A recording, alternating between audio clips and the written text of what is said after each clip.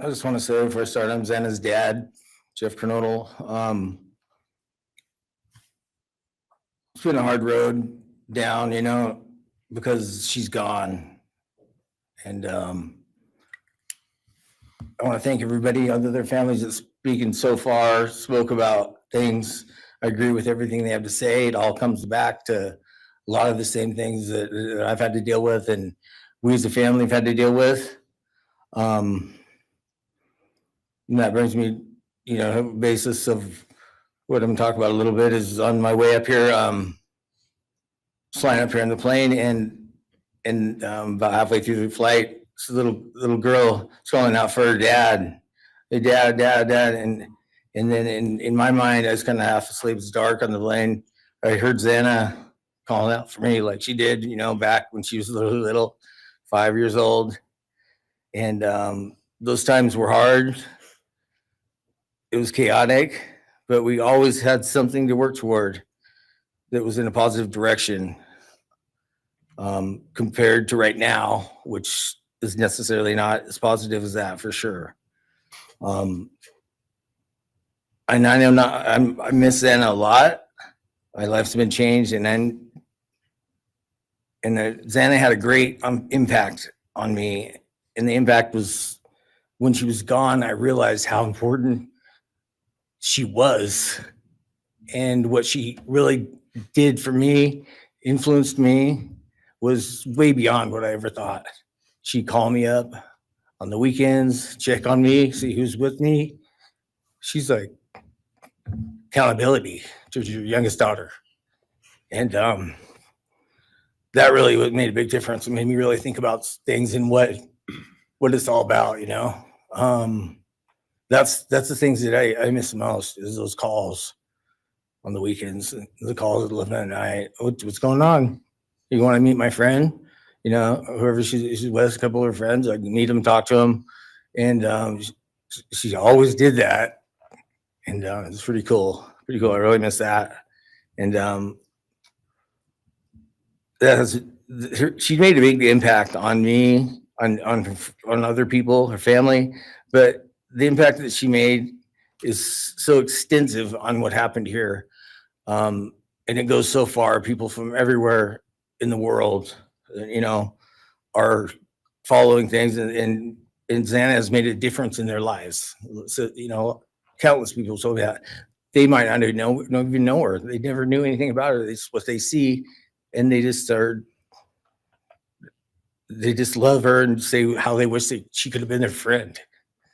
Could have been their friend, could have hung out, and it's like, this is a blessing, this is the whole kid was, and definitely was a big blessing in my life, and so is Jasmine, and basically, we worked hard to do the things we did, through the times they were growing up, and through those times, I realized that I wanted both of them to graduate college, and that'd be the ultimate thing for them to do to prepare for the world. Then it came back to me. Xana didn't get to finish college. He had it all figured out, and this all just came back to me when I was there, and that little girl was on the plane doing that. It's like where I was going, what I was going here for. And then I just realized and thought to myself about the wonderful life that she had and we had together. And I still get to have with Jasmine, but that's the part that really counted. It's the part that really counted is those memories. And those are what I have left, the memories with her and the ones I can make with her and the life that I can go on with now, which is what she wants. And I say that in present tense because that's what she wants, because I've been told that, I've been countless ways that she's out there and has a way to communicate, which I'm very grateful for.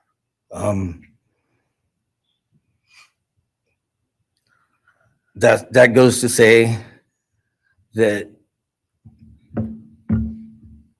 the impact of what happened to them, all 4 kids, goes so much further than just not me, the parents, the families, the community.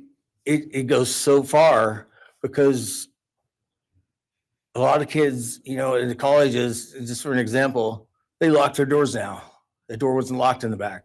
You know, at Penn State or wherever it was, all the colleges I know that I've heard, they all lock their doors now. So maybe the impact that it's going to make is going to help out and maybe protect some people. Having this outreach and having the influence of what these kids, what happened to these kids did, you know.